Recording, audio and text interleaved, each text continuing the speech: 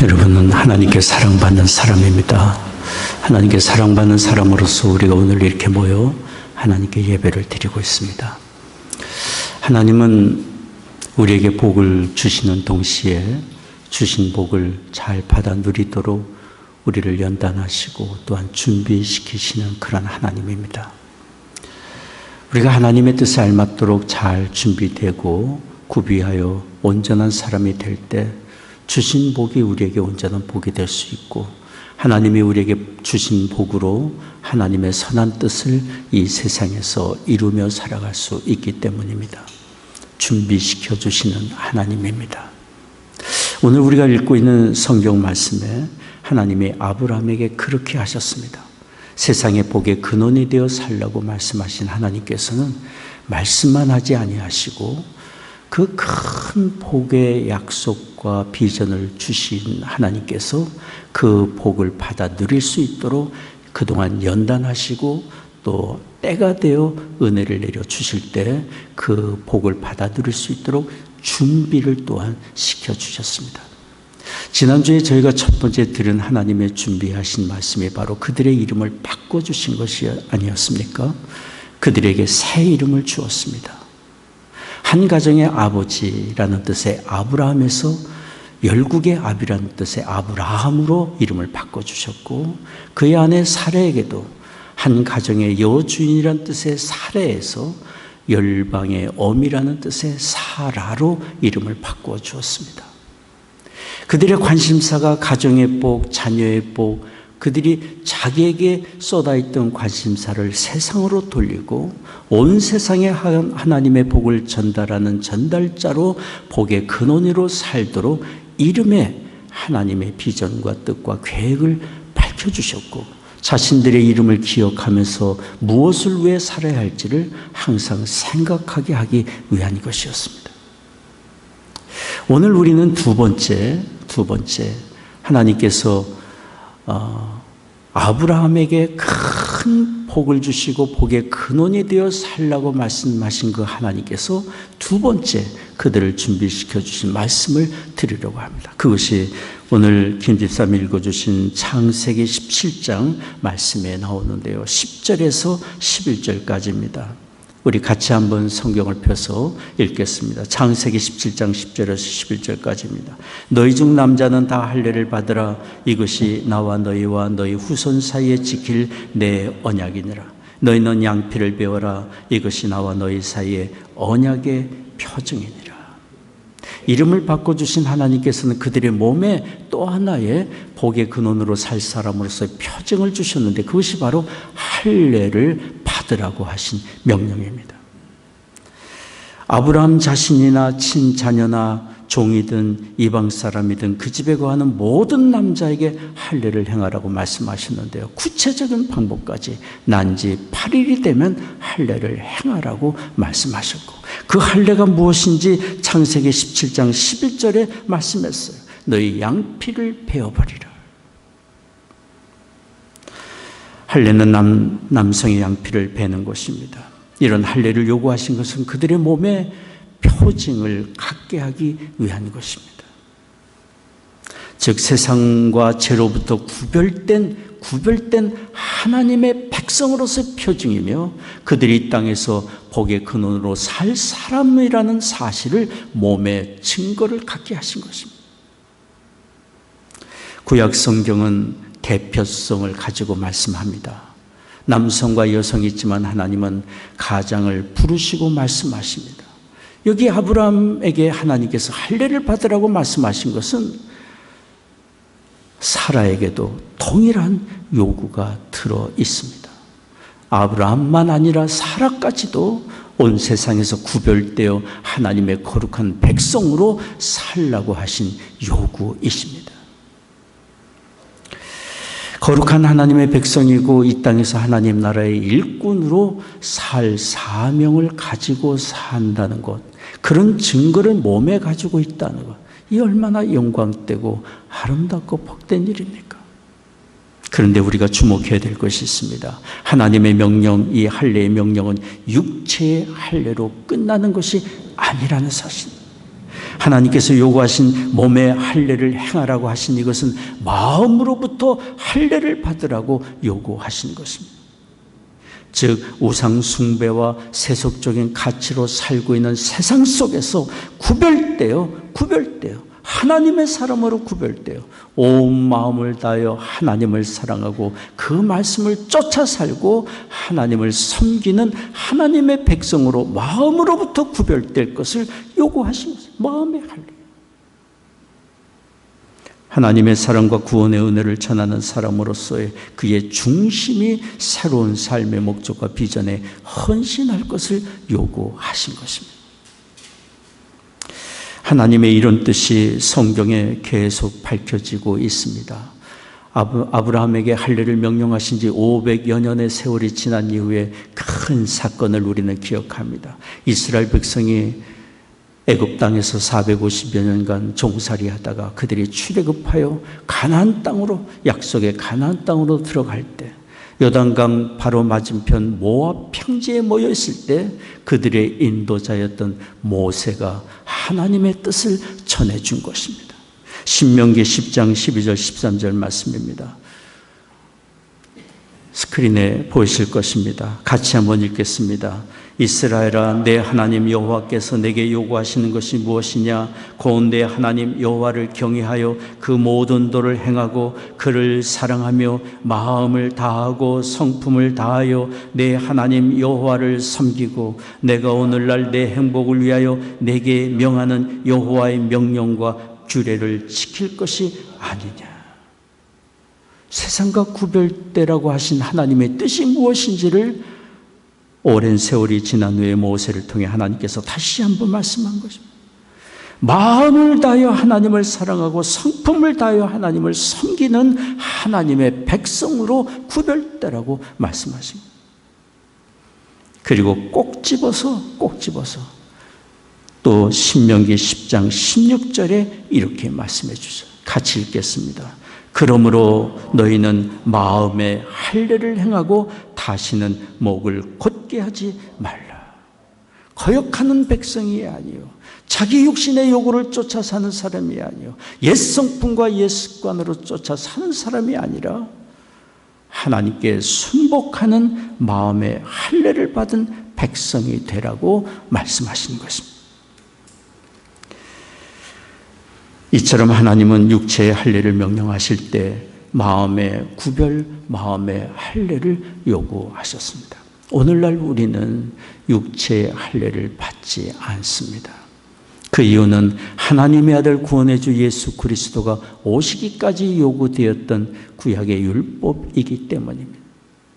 이제는 예수 그리스도의 십자가의 대속의 은혜로 우리의 구원이 완성되었고 모든 옛 율법의 요구가 예수 그리스도의 십자가의 은혜 안에서 다 성취되었기 때문입니다.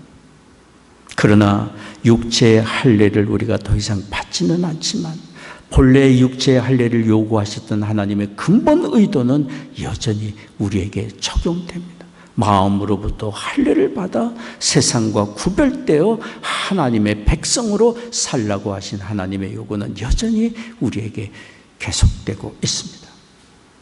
오늘날 우리는 과거의 할례와 같이 거룩하고 아름다운 의식을 행하고 있습니다. 그것은 바로 세례 의식입니다. 골로새서 2장 11절 12절 말씀 자막을 보시고 같이 한번 읽겠습니다. 또 그 안에서 너희가 손으로 하지 아니한 할례를 받았으니 곧 육적 몸을 벗는 것이요 그리스도의 할례니라. 너희가 세례로 그리스도와 함께 장사한 바 되고 또 죽은 자들 가운데서 그를 일으키신 하나님의 역사를 믿음으로 말미암아 그 안에서 함께 일으키심을 받았느니라. 우리가 받는 이 세례는 곧 과거에 하나님이 명령하신 육체의 할례와 같은 의미, 오히려 더 완성된 의미, 구별된 백성으로서의 갖는 거룩한 의식임을 말씀을 하고 있습니다. 세례를 받을 때 우리는 하나님의 이름과 하나님의 아들 예수 그리스도의 이름과 성령의 이름으로 하나님 앞에 우리는 돌아와 세례를 받습니다. 회개하고 세상으로부터 하나님께 돌아옴의 표시가 세례인 것이고, 주 예수 그리스도를 믿고 영접하는 구체적인 고백의 표시가 세례인 것이고, 이제는 옛사람은 죽고 새 사람으로 하나님의 백성으로 다시 일어나는 표시가 바로 세례의식인 것입니다. 로마서 6장 4절이 바로 이 세례에 대하여 우리에게 다시 한번 밝혀주고 있습니다. 같이 읽겠습니다. 그러므로 우리가 그의 죽으심과 합하여 세례를 받음으로 그와 함께 장사되었나니 이는 아버지의 영광으로 말미암아 그리스도를 죽은 자 가운데서 살리심과 같이 우리로 또한 새 생명 가운데서 행하게 하려 함이라. 주님과 함께 죽고 다시 산 사람이라 한다면, 세례를 예수 그리스도의 이름과 아버지 하나님의 이름과 성령으로 받은 사람이라고 한다면, 새 생명을 얻은 사람으로서 행하는 것이 우리에게 주어진 과제입니다. 구체적으로 베드로전서 1장 15절이 우리에게 그래서 말합니다. 오직 너희를 부르신 거룩한 자처럼 너희도 모든 행실에 거룩한 자가 되라. 하나님이 우리에게 바라시는 것은 너무도 분명합니다. 구원하신 아버지 하나님을 믿는 동시에 하나님이 분부하신 하나님의 거룩하심을 또한 본받아 사는 것입니다. 모든 행실에서 우리의 마음으로부터 거룩함으로 구별되어 하나님을 닮아가는 사람으로 살아가는 것입니다. 우리를 향하신 하나님의 뜻입니다.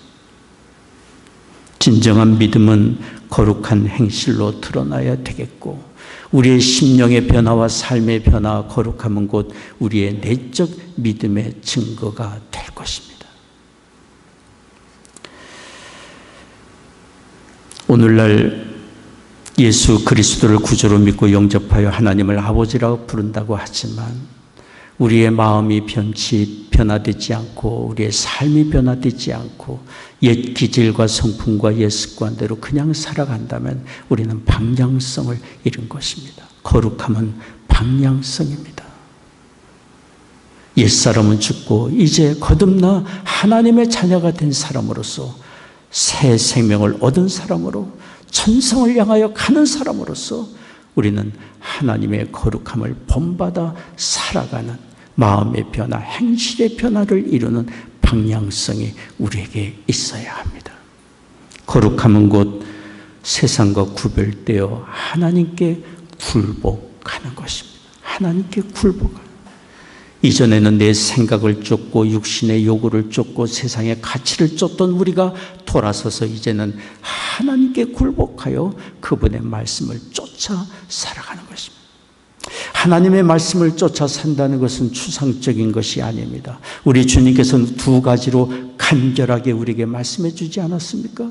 모든 율법과 선지자의 강령은 이것이라고 말씀하시며, 첫째는 주 너의 하나님을 온 마음을 다하여 사랑하는 것이고, 둘째는 그와 같이 이웃을 사랑하는 것이라고 말씀하고 있습니다. 진정으로 우리가 하나님께 돌아와 굴복한 사람이고 그 말씀을 쫓아 사는 사람이라고 한다면, 마음을 다하여 하나님을 향한 사랑이 우리에게 있고 이웃을 향한 관심과 사랑과 섬김이 우리에게 나타나야 할 것입니다. 거기에 진정한 죄와 구별된 삶, 온전한 인격이 거기에 이루어지게 될 것입니다. 은행가 JP 모간에게 어떤 사람이 오래전에 찾아와서 대출을 받기 위해 중요한 담보가 무엇입니까? 가장 중요한 담보가 무엇입니까? 질문했습니다. 그때 JP 모간은 즉시 이렇게 대답했어요. 그것은 대출을 요구하는 그 사람의 인격입니다.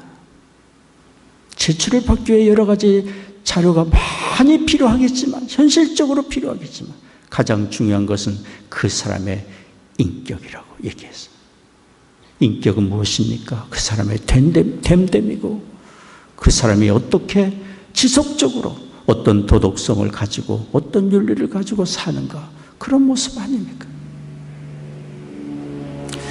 이 세상도 이처럼 한 사람이 진정으로 변화되어 온전한 인격을 가진 것을 이렇게 귀하게 중요한 가치로 여기고 있습니다. 전 세계적으로 잘 알려진 영성학자 미국의 리차드 포스터가 영적 훈련과 성장이라는 유명한 책을 썼는데요. 거기에서 이렇게 말했습니다. 오늘날 절실히 요청되는 사람은 지능이 높거나 재능이 많은 사람이 아니라 깊이가 있는 사람이다. 깊이가 있는 사람이다. 깊이가 있는 사람이란 무엇을 말합니까? 하나님께 굴복된 사람, 하나님 마음에 합한 사람, 그래서 죄와 구별되고 온전히 하나님을 사랑하며 이웃의 귀함을 알고 사랑으로 섬길 줄 알므로 온전한 인격을 이룬 사람 아닙니까? 세상을 발전시키고 번영시켜 가기 위해 지능도 필요하고 재능도 필요합니다. 필요합니다. 그러나 더더욱 필요한 것이 바로 깊은 인격입니다. 온전한 인격이 뒷받침되지 아니하면 그 사람 개인이나 그가 속한 가정이나 그가 속한 사회를 잘못된 길로 이끌고 갈 수 있기 때문입니다. 거룩함은 온전한 인격이고 온전한 믿음이고 하나님께 붙들린 사람이고 하나님께 굴복한 사람의 모습입니다. 우리는 사는 날 동안 싸우며 다투며 살아갑니다. 다른 누가 아니라 우리 자신과의 싸움입니다. 우리 자신의 육신의 요구와 죄의 유혹 앞에 무엇을 선택할 것인지, 한편으로는 하나님의 뜻을 알지만 육신의 요구가 끈질기게 나를 붙들고 늘어지니 내적 싸움이 우리에게 있습니다. 이런 내적 싸움에 대하여 상징적으로 글을 쓴 분이 영국의 C.S. 루이스입니다. 이분이 위대한 결연, The Great Divorce라는 책을 썼습니다. 그 책에서 천국 문 앞으로 다가가는 한 사람에 대한 이야기를 상징적으로 했는데요. 그 사람에게는 항상 옷에 붙어 다니는 도마뱀 한 마리가 있었습니다. 도마뱀은 항상 그에게 다정하게 이야기하고 절친한 친구처럼 이야기하고 그 사람도 도마뱀의 이야기에 귀를 기울이며 그렇게 평생 살았습니다. C.S. 루이스는 그 도마뱀을 유혹자, 거짓말쟁이, 교만한 존재, 아비, 마귀를 상징한 거죠. 도마뱀과 더불어 그가 살다가 천국 문에 이르게 됐습니다. 천국 문 앞에서 그가 알게 된 것은 도마뱀과 함께 천국에 들어갈 수 없다는 사실이었습니다. 이 사람은 자기 몸에 붙어있는 도마뱀을 털어 땅에 떨어뜨렸습니다. 땅에 떨어진 도마뱀을 사정했습니다. 자기를 버리지 말아달라. 자기를 버리지 말아달라. 애걸복고라는 도마뱀. 그러나 이 사람은 도마뱀과 함께 천국에 들어갈 수 없다는 것을 알고 발로 도마뱀을 짓밟아 죽였어요. 그 순식간에 도마뱀이 커다란 말로 변하게 되었고 이 사람은 말을 타고 영광된 천성으로 들어갔다는 그런 이야기. C.S. 루이스가 하고자 하는 이야기는 그거예요. 우리 몸에 붙어 다니고 있는 우리 자신의 육신의 요구, 탐욕과 정욕과 인간적인 요구, 그 뒤에서 우리를 붙들고 흔들고 유혹하는 마귀의 유혹, 그것과 결연해야 온전히 천성길 갈 수 있고 하나님 나라에 들어갈 수 있음을 이야기하는 거죠. 일평생 살아가면서 우리 자신의 약함과 우리 육신의 요구와 다투며 살아가는 우리에게 어떻게 승리를 거둘 수 있겠습니까? 위대한 승리의 길은 주께서 우리에게 말씀해 준 것 아닙니까? 아브라함에게 할례를 요구하신 것처럼, 마음에 할례를 요구하신 하나님의 말씀처럼 구별되어 하나님께 굴복하는 것입니다. 세상을 사랑하고 나 자신을 사랑하던 마음에서 돌이켜 하나님을 제일 먼저 사랑하기로 결단하고 주의 말씀에 밝혀주는 대로 그 말씀에 굴복한다면 우리 자신의 요구나 세상의 유혹은 그렇게 크게 내 마음을 지배하지 않게 될 것입니다. 참된 자유와 평안을 얻을 것입니다. 진정한 기쁨과 삶의 의미와 목적이 무엇인지를 밝히 알게 될 것입니다. 위대한 결연 필요합니다. 여기 성경에 아브라함은 하나님의 할례를 행하라는 명령을 받았을 때 어떻게 했는지 성경이 말해주고 있습니다. 오늘 우리가 읽지는 않았지만 창세기 17장 23절 말씀인데요. 보이시면 같이 읽겠습니다. 이에 아브라함이 하나님이 자기에게 말씀하신 대로 이날에 그 아들 이스마엘과 집에서 생장한 모든 자와 돈으로 산 모든 자 곧 아브라함의 집사람 중 모든 남자를 데려다가 그 양피를 베었으니. 주목해 보십시오. 내일도 아니고 모레도 아니고 좀 생각한 다음에 아니고 이날에 하나님이 말씀하신 그날에, 그것도 자기만 할례를 받은 것이 아니라 하나님이 말씀하신 그대로 그 집에 있는 모든 남자를 다 할례를 그날에 받았습니다. 즉시 순종이고 전적인 순종입니다.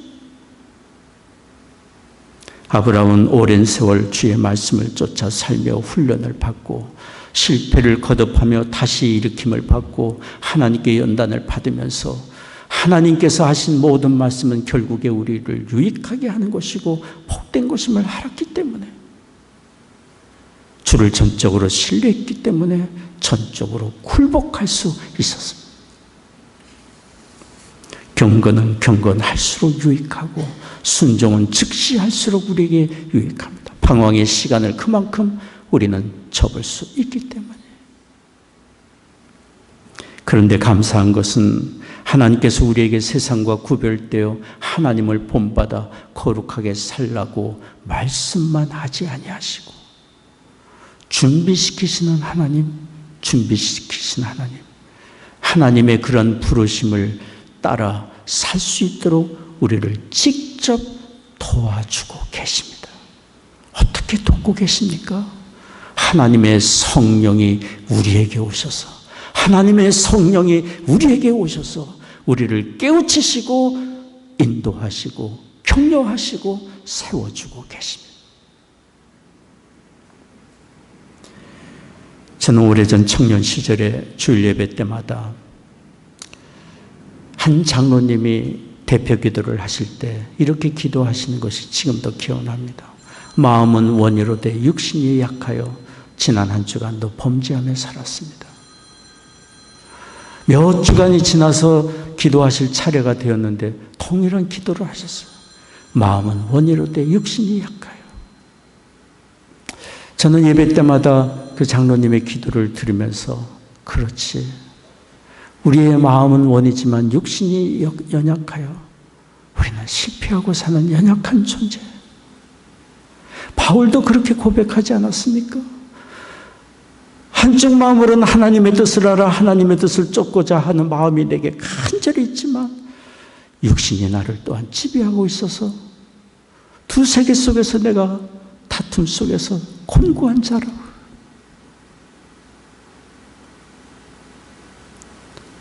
그러나 이런 영적 싸움에 우리를 홀로 두지 아니하시고 우리의 약함을 아신 하나님께서 우리를 도우시는 보혜사 성령을 우리에게 보내주셨습니다. 그 성령이 어디에 계십니까? 지금 믿는 자 우리 안에 거하고 계십니다. 우리를 하시고 우리의 이야기를 들으시고 우리의 기도를 들으시고 우리의 약함을 아시기 때문에 언제 어떻게 우리를 도와야 할지 알고 계십니다. 하나님의 그 말씀을 쫓아 살기 위해서 우리에게 필요한 것은 바로 성령을 쫓아 사는 것입니다. 우리의 양심을 깨우치시고 생각의 말씀을 넣어주시고 기록된 하나님의 말씀으로 주의 뜻을 밝혀주시는 성령을 쫓아 살아가는 것입니다. 우리 역사상, 기독교 역사상 451년은 중요한 종교회의가 있었습니다. 그것을 가리켜 칼케톤 회의라고 합니다. AD 451년. 칼케톤 이 종교회의에서 결정한 것은 오랜 세월 동안 100여 년이 넘도록 논의하고 정리하던 것을 결론 지은 회기가 바로 451년의 칼케톤 회의입니다. 그때 다른 것은 우리의 구원의 주 예수 그리스도, 하나님의 아들 예수 그리스도에 대해서 정리한 것입니다. 예수님은 하나님과 동등되신 분으로 온전한 신성을 가지셨고 동시에 육신의 몸으로 우리에게 찾아오신 우리와 동일한 인성을 가지신 분이다. 완전한 신성, 완전한 인성을 가지신 분이지만 주님이 가지신 두 신성과 인성 중에 신성이 더 우월권을 가지셨다. 그 이야기는 예수님이 육신의 몸을 입고 사는 동안 육신의 요구가 있으셨지만 신성에 굴복하여 하나님의 뜻을 온전히 이루셨다는 이야기입니다. 겟세마네 동산에서 아버지여 할 수만 있으면 이 잔이 내게서 지나가기를 원합니다. 그러나 내 원대로 마시고 아버지의 원대로 되기를 원합니다. 주님의 일평생은 굴복의 일평생입니다. 육신의 인성으로 신성에 굴복하며 사신 것입니다. 미국의 제임스 로더라는 신학교 교수는 신학적 관점에서 본 인간 발달이라는 책을 썼습니다. 그 책에서 바로 이 칼케톤 회의를 소개하면서 우리가 살아가야 될 삶의 패턴은 바로 칼케톤 패턴이어야 한다, 이렇게 얘기를 했습니다. 우리가 하나님의 뜻을 이루고 하나님의 분부하신 거룩함을 이루기 위해서는 칼케톤 패턴이 우리에게 필요하다. 달리 말하면 우리 주님을 본받아 주의 성령을 쫓아 성령에 굴복하여 사신 우리의 주님의 삶의 패턴을 쫓아 살아야 한다고 얘기한 것입니다. 칼케톤 패턴이 우리에게 필요합니다. 내 생각을 앞세우고 내 감정을 쫓아 살던 이런 패턴에서 돌이켜 주님의 패턴, 칼케톤 패턴이 우리에게 필요합니다. 그래서 성경은 우리에게 끊임없이 말씀하고 있지 않습니까? 성령을 쫓아 살으라. 갈라디아서 5장 16절 말씀입니다. 보이시면 같이 읽겠습니다. 내가 이르노니 너희는 성령을 쫓아 행하라. 그리하면 육체의 욕심을 이루지 아니하리라. 육체의 요구가 항상 있고 일평생 우리를 따르지만 성령의 요구를 쫓아 살기로 결단한다면 우리는 육체의 요구에 그렇게 휘둘리지 않고 육체의 요구는 우리에게 큰 영향력을 끼치지 못할 것입니다. 방향이에요. 만약에 도우시는 성령이 우리 안에 이미 와 계시고 우리를 끊임없이 말씀으로 우리의 양심으로 깨우치시고 하나님의 뜻을 밝혀주지만 성령을 쫓지 않고 자기의 육신의 요구를 그냥 쫓아 산다면 우리의 생활 속에 우리의 삶에 나타나는 일들이 무엇인지를 성경은 밝히 말해주고 있습니다.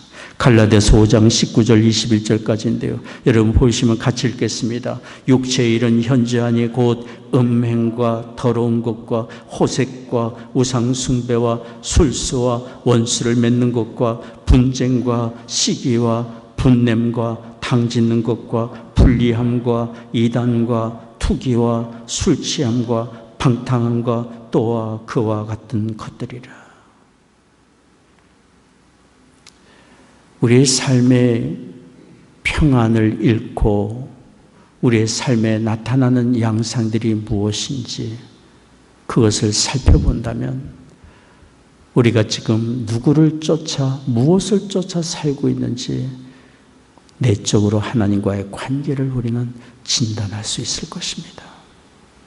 그러나 여기 성경은 또 우리에게 말해주고 있습니다. 성령을 쫓아 사는 사람에게 나타나는 선한 열매가 있는데 그 열매가 무엇인지 갈라디아서 5장 22절에서 24절까지 말해줍니다. 같이 읽겠습니다. 오직 성령의 열매는 사랑과 희락과 화평과 오래 참음과 자비와 양성과 충성과 온유와 절제니 이 같은 것을 금지할 법이 없느니라. 그리스도 예수의 사람들은 육체와 함께 그 정과 욕심을 십자가에 못 박았느니라. 주 예수 그리스도의 이름과 아버지 하나님의 이름과 성령의 이름으로 세례를 받을 때 주님과 함께 우리는 죽은 사람들이에요. 죽은 사람. 이미 우리의 정과 욕심을 십자가에 함께 못 박은 사람들. 이제는 새 사람으로 살아야 될 사람들. 씨를 뿌리면 싹이 나고 열매를 맺지 않습니까?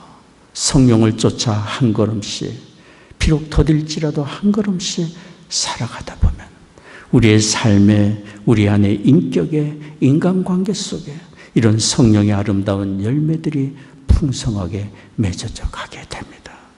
이런 아름다운 변화의 열매와 역사가 우리에게 있기를 원합니다.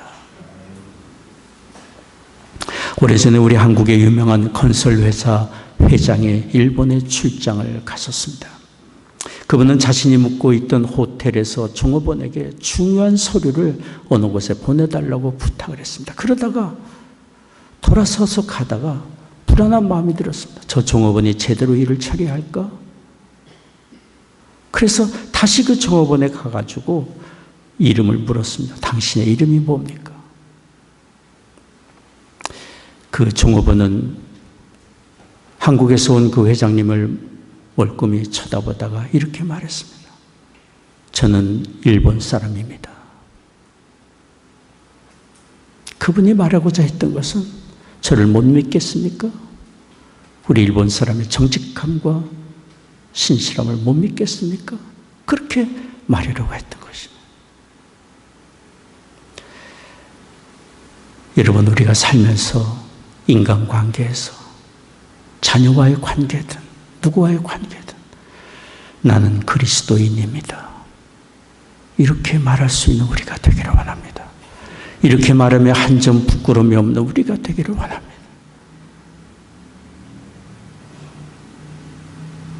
나는 옛사람이 아닙니다. 이제는 돌아와 하나님께 굴복한 사람입니다. 내 정과 욕심은 주님의 십자가 앞에 이미 못 박은 사람입니다. 비록 부족하지만 주님을 따라 살려고 애를 쓰는 사람입니다. 나는 그리스도인입니다. 이렇게 말할 수 있는 우리가 되기를 원합니다. 우리의 자녀들이 우리를 바라보며 그렇게 인정해 주기를 원하고 이웃관계에서 그렇게 인정받기를 원합니다. 모든 일에 정직하고 거짓이 없고 약속을 지키는 신실한 사람이라고 인정받기를 원합니다. 자신의 잘못을 겸손히 시인하고 사과할 줄 알고 많은 수고를 하고 최선을 다하여 많은 성과를 거둘지라도 이 모든 것 다 하나님이 기회를 주신 것이고 은혜를 주셨기 때문에 가능했던 것이라고 겸손히 말할 수 있는 그런 사람. 부정한 일을 멀리하고 선한 일에 열심이며 다른 사람의 약점과 허물을 품어주고 그를 통한 하나님의 선하신 뜻과 계획을 생각하며 사람을 돕고 세워지는 일에 열심을 내고 예수님을 믿는 것만 아니라 믿는 사람으로서 예수님의 거룩하심을 본받아 사는 우리가 되기를 원합니다. 이런 주님을 본받아 거룩한 삶, 하나님께 굴복하며 주님의 뜻에 순복하며 사는 삶은 날마다 계속돼야 되는 훈련일 것입니다. 하나님 나라에 이를 때까지 우리는 육신을 입고 있고 이 세상을 살아가는 사람들이기 때문에 그래서 사도 바울은 날마다 자기를 저 복종시킨다고 얘기하지 않았습니까? 나는 날마다 죽노라 얘기하지 않습니까?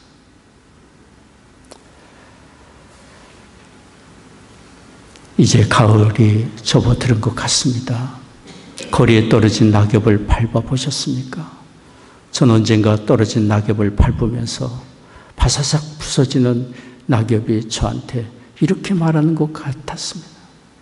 너도 부서져야 된다. 내가 부서져야 내 안에 계신 그리스도가 높임을 받고 주님의 거룩하고 온전한 뜻이 이루어질 수 있다.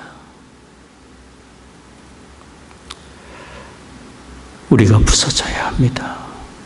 옛사람, 옛기질, 옛사람이 죽고 하나님 앞에 온전히 굴복해야 우리를 택하시고 부르시고 허물과 죄로 죽었던 우리를 살리시고 이 세상에서 하나님의 거룩한 백성으로 주의 사랑과 은혜를 전하며 선한 영향력을 끼치며 살도록 우리에게 바라시는 하나님의 거룩하신 뜻을 이룰 수 있습니다.